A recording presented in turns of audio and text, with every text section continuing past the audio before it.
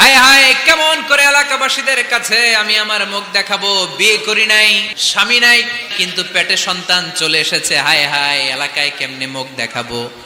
লজ্জায় পড়ে মারিয়াম আলাইহিস সালাম এলাকা থেকে চলে গেলেন। কি অবাক করে কাণ্ড!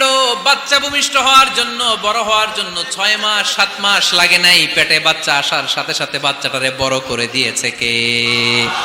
মারিয়াম আলাইহিস সালাম এবার বসে পড়লেন, বুঝতে আরম্ভ করলেন প্রেগন্যান্সির পেইন উঠেছে। হঠাৎ করে পেট থেকে বাচ্চা ভূমিষ্ঠ হয়ে যাওয়ার পরে উনি কাঁপতে আরম্ভ করলেন। ক্ষুধার চোটে খাবার কিছু নাই, সামনে ঝর্ণা, উপরে একটা খেজুর গাছ।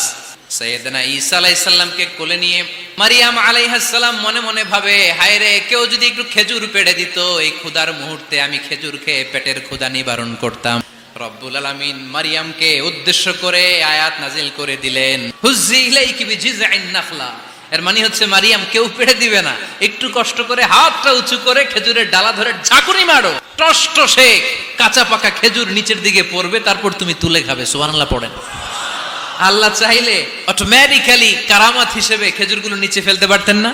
আল্লাহ শিক্ষা দিয়েছে, যেই পরিস্থিতিতে থাকো না কেন, তোমাকে শ্রম ব্যয় করে কষ্ট করে তোমার উপার্জন করতে হবে, রিজিকের বন্দোবস্ত করতে হবে। চিল্লায় বলেন ঠিক কিনা?